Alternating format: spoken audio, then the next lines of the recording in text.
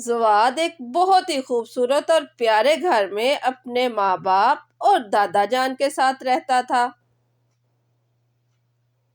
ایک دن زواد نے اپنے ابو سے پوچھا کہ کیا وہ اپنے دوستوں کو کھانے پر بلا لے۔ زواد کے ابو نے زواد کو خوشی خوشی دوستوں کو کھانے پر بلانے کی اجازت دے دی۔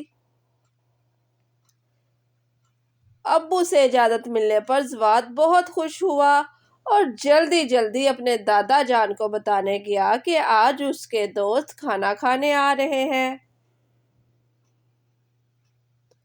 زواد کے ضعیف دادا جان نے زواد کو بتایا کہ دوستوں کو ضیافت پر بلانا بہت اچھی بات ہے، کیونکہ کسی کو بھی کھانا کھلانا ثواب کا کام ہے۔ شام کو زواد کے دوست زواد کے گھر پہنچ گئے۔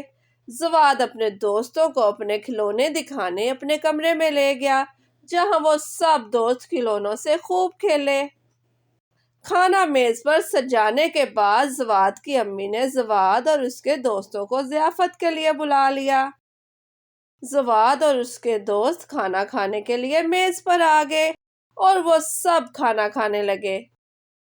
ضیافت کے دوران زواد نے غور کیا کہ اس کے دوست کھانا کم کھا رہے ہیں اور زیادہ کھانا ضائع کر رہے ہیں۔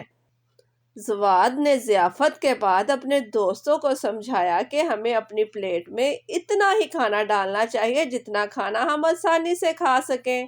زواد نے اپنے دوستوں کو مزید سمجھایا کہ ہمیں اپنی پلیٹ میں ضرورت سے زیادہ کھانا ڈال کر ضائع نہیں کرنا چاہیے، کیونکہ بہت سے لوگوں کو 2 وقت کا کھانا بھی میسر نہیں ہے۔ زواد نے کہا کہ اس لیے ہمیں اللہ کی ہر نعمت کی قدر کرنی چاہیے۔ زواد کی باتیں سن کر زواد کے دوستوں نے زواد سے وعدہ کیا کہ آئندہ وہ کھانا ضائع نہیں کریں گے۔